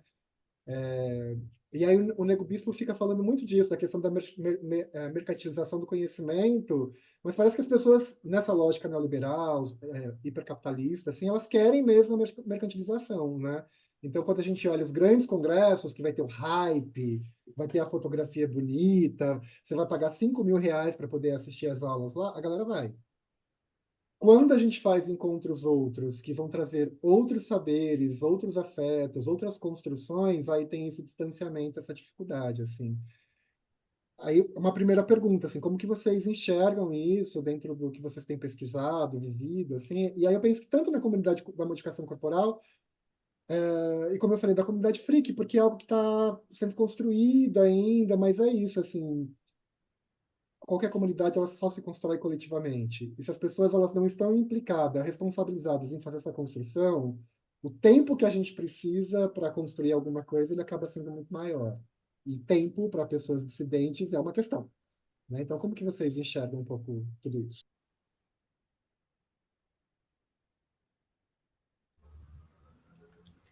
Antes de responder o que você falou, eu pensei numa coisa agora, é que quando você fala da questão da deficiência com pessoas modificadas, eu estava estudando os freak shows. estava estudando há algum tempinho para colocar na minha tese de doutorado, e eu vi que inicialmente os freak shows eles se voltavam a pessoas com deficiência apenas, a pessoas tidas como mal formadas, deformadas, enfim, todas essas nomenclaturas anômalas, né, tudo mais. Só depois eles abriram para pessoas que se monstrificavam depois, como pessoas muito tatuadas, com piercings e outras modificações. Então, tanto pessoas monstrificadas desde o nascimento, né, monstrificadas de nascença, até aquelas que se monstrificaram ao longo da vida, parecem estar sob esse mesmo jugo da corponormatividade, que é esse jugo da monstruosidade, né? Somos todos monstrificados. Achei interessante comentar sobre isso. Eu estou pesquisando isso de uma maneira histórica mais agora mesmo. E sobre essa pergunta, o que me vem mais é o fato de como a gente é tão nichado, né? A gente geralmente só consegue se encontrar entre a gente. É muito difícil que a gente consiga entrar na universidade e falar sobre nossos saberes para junto de uma galera falando sobre Heidegger, sobre essa galera mais canônica, hegemônica. É realmente muito difícil. Isso me deixa feliz porque a gente consegue se juntar, a gente consegue estar aqui conversando. Isso me deixa muito com o coração muito quentinho, mas ao mesmo tempo tem essa dificuldade de não conseguir sair daqui, né? Sair dessa bolha. Até em relação a estudos trans, né? Eu estou começando a minha pesquisa, tanto na graduação em psicologia, que eu fiz uma análise histórica da patologização de disfunções corporais que são tidas como automutilações. Aí no mestrado, meu mestrado foi sobre modificação corporal, não foi sobre gênero, não foi sobre trans, foi sobre modificação corporal. E agora eu tô falando sobre monstruosidades, né? Mas ainda assim, por eu ser uma pessoa trans, eu sinto que tudo que eu faço, eu sou tido como pesquisador trans que fala sobre trans, né? Agora eu tô tentando popularizar um pouco mais o que eu falo já há algum tempo sobre modificação corporal. E tá sendo muito legal, mas também é difícil, né? Tipo, sair de um nicho para ir para outro nicho também e conseguir estar nos dois nichos, enfim. Tem sido difícil, mas tem sido muito bom conhecer vocês e estar aqui também. Tchelo, você quer comentar, quer responder? Deixa a Mar falar antes que levantou a mão. Não? Você não quer falar agora? Tá. Tá bom. Eu me sinto um pouco parecido, assim, realmente. Os textos que Bruno temos, ou que eu tenho sozinho, Bruno tem sozinho sobre gênero, e não sobre transmasculinidades, mas sobre cisgeneridade, recebem muito mais atenção do que são polêmicos, né, e tal. Não sei nem se são mesmo. Eu acho que os textos que a gente escreveu sobre satanismo são muito mais polêmicos do que sobre cisgeneridade, mas por alguma razão, sempre que é mais sobre gênero, né, é, isso recebe muito mais atenção e quando a gente escreve sobre alguma outra coisa, até quando eu escrevo sobre anarquismo, transanarquismo, que é uma coisa que eu estou gostando muito, tem esse isolamento, não circula, então me parece que não há um interesse, uma integração da galera. E às vezes, às vezes tem gente que manda mensagem dizendo, olha, eu li um texto seu anos atrás, eu gostei muito. Aí eu fiquei assim, poxa, podia ter falado comigo anos atrás, bora se conhecer, bora fazer amizade, sabe? E é isso, eu mando mensagem para as pessoas que são minhas referências na cara de pau mesmo. E as pessoas às vezes respondem, a gente, sabe, pô, é legal, ninguém é estrelinha, bora conversar, cara.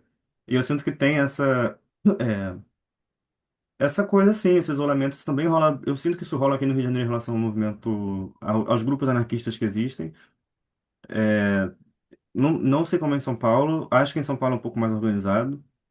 Eu sinto isso, eu vejo assim pelas redes sociais e fotos no Instagram, que parece que tem uma galera maior. Não sei porque São Paulo é maior também, enfim. Mas eu também percebo aqui no Rio, pelo menos, os movimentos, os grupos anarquistas que tem, são muito, mas muito pouco integrados e cindidos e não participam de eventos. Ah, porque tu falando vai estar lá, então não vou. Ou então, ah, não vou, apenas não vou, né? E tal. E eu fico assim, gente, é que nem Mar falou sobre, você é ecossocialista e se identifica com o anarquismo. Eu não vou deixar de ir num evento ecossocialista porque eu sou anarquista se a temática me interessa. Eu vou chegar e vou falar do meu objetivo anarquista, eu vou pensar, tá, como é que a gente pode pensar juntos? Porque a gente vai pensar juntos. Não é, o fato de que eu não vou para os eventos não vai fazer com que as coisas apenas deixem de existir. Né? Nós não somos o sujeito cartesiano do dualismo ontológico, do solipsismo, que mora dentro da própria cabeça, só fala a partir de si mesmo, e que se não sair de casa o mundo não existe, né? A árvore vai ter caído sim, se ninguém estiver olhando. Então, eu acho que de referências doidas, né? Mas eu penso assim também. Eu acho que isso se repete em espaços muito diferentes. Mas, assim, ao mesmo tempo, quando a gente falava, lá em 2020, quando a gente começou a revista Os Sonhos Viagens, a gente sentia a mesma coisa. Aí a gente fez a revista, e eu acho que o fato de que as pessoas começaram a se sentir visibilizadas por enviar textos para a revista, isso fez com que as pessoas seguissem o projeto e quisessem aparecer. Tem gente que publicou em todas as edições desde a primeira, né? Toda edição manda alguma coisa. Eu acho que isso é ótimo. Então, acho que dá para transformar esse meio, até com esse encontro, agora encontros do grupo de antes, que eu quero muito também participar. Eu acho que é um trabalho de formiguinha que pode trazer frutos futuros. E aos poucos vai cada vez mais gente participando e entrando. Mas sim, isso que você falou acontece em vários movimentos diferentes, no movimentos freaks também, mas no anarquismo também. Dá um pouco de ódio, né? Ver você querer fazer às vezes um evento sobre anarquismo ou transanarquismo, né, e tal, e aparece três, quatro pessoas, e aí os professores bam, que publicam sobre isso, fazem evento e aí lota, né? 100 pessoas. Ah, mas é porque vai dar um certificado. Ah, gente, por 2 horas, um certificado de 2 horas, sabe? A gente faz certificado também, porra. Enfim. É isso. Mar, quer dizer? Sim, a árvore vai ter caído se não tiver ninguém olhando, e o problema é que tem árvore demais caindo nesse país, né? Pelo amor de Deus, a gente precisa parar o desmatamento, né? É... Meu, esse negócio de mande mensagem para suas refs me pegou muito, assim, tipo, Martina Davidson, né? É uma pessoa com quem que eu li, assim, em um momento e me bateu de um jeito que eu simplesmente falei, cara, eu preciso trocar ideia com essa pessoa, assim, né? E fui mandar mensagem pra Martina, e hoje em dia é uma das pessoas mais importantes da minha vida, assim, sabe? Tipo, é uma das pessoas com quem, principalmente nesse lugar da elaboração teórica, do antiespecismo, da não humanidade, dos mundos multiespécie, é uma pessoa com quem eu troco muito, assim, né? E eu acho isso muito interessante mesmo, assim, perceber a partir dessa experiência que eu tive com Martina, eu comecei a fazer isso em muitas outras das minhas, com muitas outras referências, assim, né? Isso começa a ser muito interessante, assim, né? Você começa a escrever citando pessoas que você ama, sabe? Isso é muito lindo, assim. É uma maneira muito interessante de hackear essa coisa da academia, assim, né? E da necessidade da citação enfim, das referências. E aí, para falar sobre referências e citar pessoas que a gente ama, Bruno estava falando que estava pesquisando os freak shows, e aí eu queria citar uma pessoa que eu não sei se você já entrou em contato, que é Juno Nedel, que está fazendo um doutorado e pesquisando o Circo Freak lá na UDESC. É, e aí, Juno tem inclusive montou um site que tem um link para um mapa mental da pesquisa dele. E é muito legal, assim, de navegar por uma pesquisa acadêmica a partir de um mapa mental e não a partir de um artigo científico, sabe? Então é bem, bem, bem interessante. Recomendo para vocês e para todo mundo que esteja aqui, né, que esteja assistindo a gravação também. E quem sabe um dia, né, Tia, a gente faça um grupo de estudos com Juno? Seria lindo. Ai, ai, ai, né? Eu tô aqui rindo porque, enfim, né? A vida umas engraçadas pra gente, assim. Bom, por conta do tempo, eu vou fazer um encerramento, aí eu passo para Bruna e Cello fechar e, né, a gente poder encerrar, pelo menos aqui. Mas eu queria dizer duas coisinhas, assim. Eu venho na educação pensando na pedagogia do esquisito ou a pedagogia das aberrações. Lá dentro dessa pedagogia, eu tenho como premissa a ideia de que corpos dissidentes, chegando em lugares que historicamente foram negados, carregando consigo outros saberes, outras epistêmios, assim, provoca ruídos no sistema configurado tal qual ele está. E eu penso que, lendo o texto de vocês e olhando para o cenário da modificação corporal, de pesquisa hoje, é o movimento da pedagogia da esquisita que está acontecendo, assim.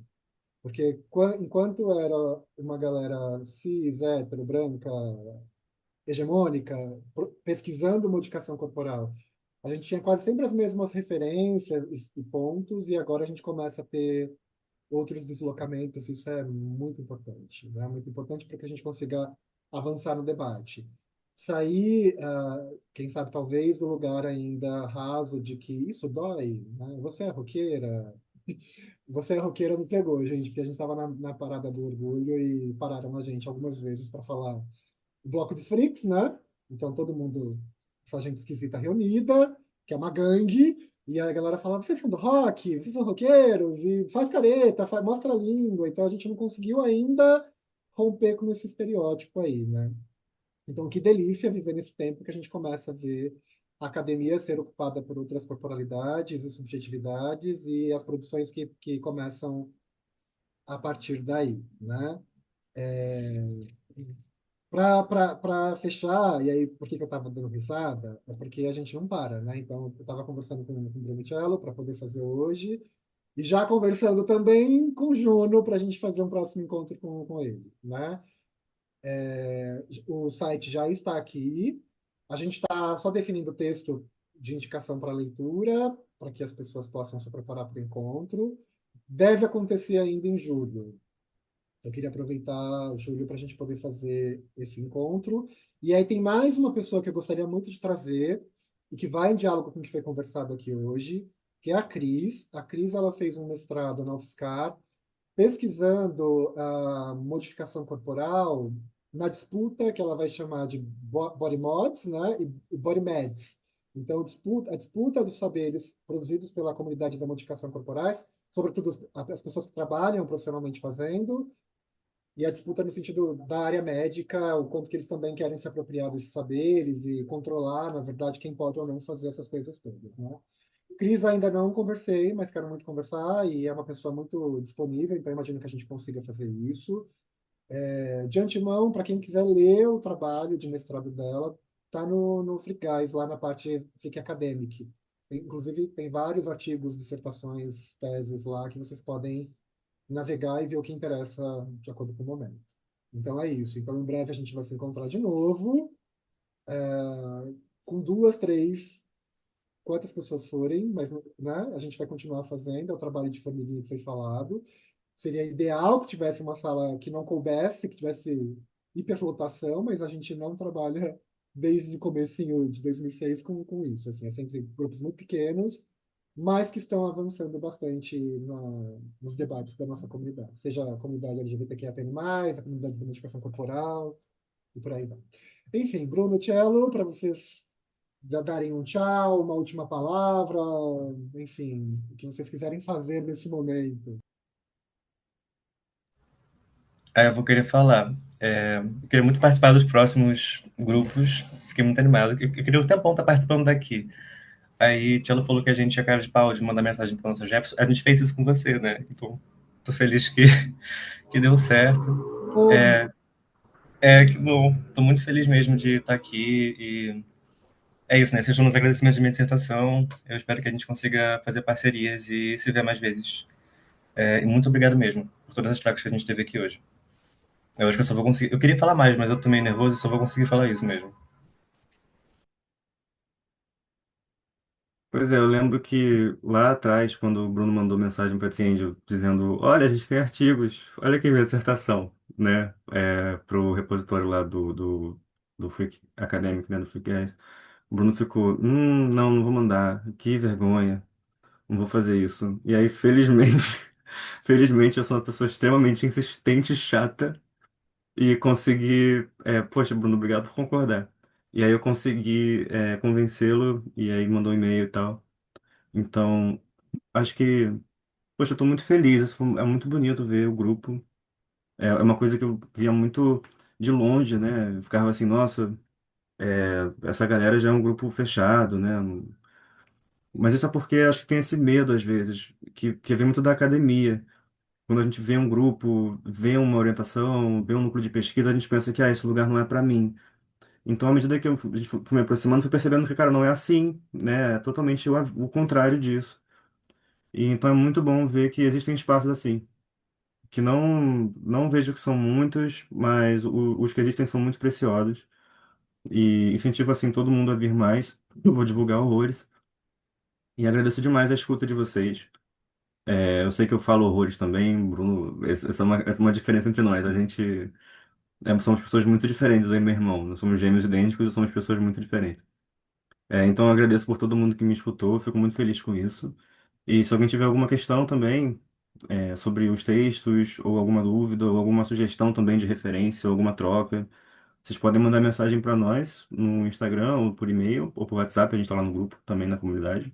E agradeço demais o convite da T-Angel para a gente falar aqui. Isso é tipo, de verdade, se eu falasse pro Cello de 15 aninhos, que um dia eu ia estar apresentando um trabalho a convite da T-Angel, cara, o Cello de 15 aninhos ia desmaiar.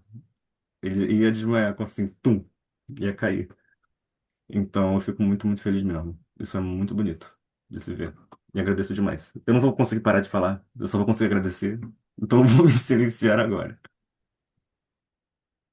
Ai, obrigada demais. E só para dizer, para a gente ficar com o coração quentinho, né? A gente tem pessoas aqui de diferentes lugares, e aí eu acho que a oportunidade do virtual, né? De conseguir trazer as pessoas da nossa comunidade que estão espalhadas aí pelo estados todos, né? Tem o Tonhão de Curitiba, a Gabriel está em Sorocaba, a Queen está em Piracicaba, Theo, eu não sei se está em São Paulo, e Kim, não sei se está em São Paulo também. Aí vocês estão no Rio, Marta em São Paulo, Cami em São Paulo, e eu em Osasco, que é outro país, inclusive.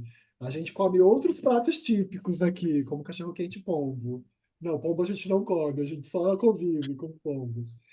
É, eu queria só para poder encerrar, e aí depois eu vou fazer um corte e colocar no Instagram do Grupo de Estudos, que vocês estão com um dossiê aberto sobre monstruosidade, então contar um pouquinho como, né, como que faz para enviar, até quando pode enviar, para que as pessoas que estão ligadas, relacionadas com essas pesquisas, também podem se interessar. Ó, Theo está em Campinas, o Kim, depois se puder escrever onde está, só para a gente saber.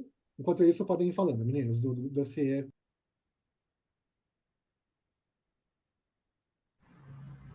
Então, obrigado por ter colocado a chamada. O Tchelo acabou de colocar a chamada do dossiê no chat.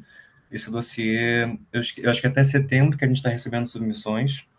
É da revista Ítaca, uma revista discente do nosso programa de pós-graduação em filosofia. Quem está tocando o dossiê é eu e meu irmão, nós somos editores da revista. E, né, referencialmente, a gente recebe submissões de pessoas que estão na pós-graduação.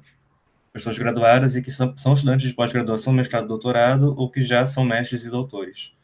É possível também que pessoas que não estão na vida acadêmica publiquem em coautoria com pessoas que estão na pós-graduação. Isso é possível. E a gente recebe materiais que têm a ver com monstruosidade de maneira geral. A gente até agora recebeu textos que são sobre a figura do Minotauro, por exemplo, ou que são sobre um estudo da arte de Fausto, ou algo assim. Então, enfim, é realmente uma chamada muito aberta para tudo que pode ter a ver com essa ideia do bizarro, do desvio, de corpos dissidentes. É muito aberto mesmo. Então, se vocês se interessarem, vocês podem mandar. É a gente que está tocando e a gente vai avaliar os textos e designar também para pessoas que são da área. Inclusive, se alguém tiver interesse em avaliar algum texto, vocês podem se cadastrar no site da revista e a gente manda para vocês. Se vocês tiverem alguma dúvida em relação a como submeter, vocês podem falar com a gente no privado, que a gente pode orientar. Mexer com o site de revista, fazer cadastro e tal, pode ser um pouco chato, mas a gente consegue dar uma orientação sobre isso. Como é uma Tchau. revista acadêmica, como é uma revista acadêmica que é da UFRJ, não é nossa revista, né? É uma revista do programa de pós-graduação em filosofia. Então a gente não tem, assim, a ideia para nós, acho que o ideal seria que fosse algo aberto sem requisito de titulação e nada nesse sentido, mas a gente não pode fazer isso. A revista tem essas regras. Mas acho que o fato de que a gente está organizando, a gente também consegue escolher para quem os artigos vão ser enviados para avaliação. Então aconteceu com a gente várias vezes, né? De a gente escrever um artigo sobre alguma coisa e enviarem para uma pessoa totalmente reacionária, e é claro que não passou, né? Porque, tipo, cisgênero não existe, esse conceito não existe. É claro que nossos artigos vão ser recusados. Mas no nosso caso, a gente está enviando para pessoas que nós sabemos que não são assim, né? Que sabem do que se trata a pesquisa, que têm familiaridade, que serão acolhedoras, né? Que vão fazer críticas construtivas para os textos, para que os textos todos entrem. A ideia é que os textos sejam aprovados e entrem e o dossiê fique gigante, enorme. Até porque esse é o meu último ano como editor dessa revista, que eu vou acabar o doutorado. Então eu quero fazer uma coisa grandona, assim, grandona, gigantona. Monstruosa. Então leiam, por favor, A Chamada. Lá vocês vão conseguir encontrar os tópicos que a gente está aceitando. E se tiver algum tópico extra, alguma coisa que não está escrita lá, vocês podem enviar também, porque não são tópicos excludentes, né? Não é uma lista fechada. Enviem sim, até 10 de outubro, com possibilidade da gente estender até o final de outubro, mais 20 dias, se for necessário, é só escrever que a gente aceita. Escrever por e-mail e avisar que a gente aceita. Obrigada demais, obrigada demais. Não sei para vocês, mas para mim foi cabeça, né? Ainda bem que é 11 horas da manhã, que até meia-noite eu consigo ficar com sono, porque se fosse de noite isso, eu não iria dormir essa noite, né? Que eu sou dessas. Pessoal, então, obrigada para quem veio, para quem passou essa manhã aqui conosco. Tiago, Bruno, mais uma vez, obrigada demais. Tô em conversa com o Juno, imagino que entre hoje e amanhã já tenha a caneca, o merchan, meu amor, eu gosto do merchan, caneca linda. Tá louca. É, entre hoje e amanhã tem a data do encontro, e aí aviso no grupo primeiro, para que vocês consigam se preparar, e depois vai para a rede social, ok? Então, um beijo para vocês, tudo. Depois que o arquivo for para a nuvem, eu conseguir baixar, eu coloco no canal do Flip Guys no YouTube também, para quem quiser rever enfim, passar para algum amigo e aí vai. Beijo, gente. Obrigada demais por esse encontro. Eu que tenho que pausar a gravação? É, Ah, peraí. Eu vou aí vai stop recording.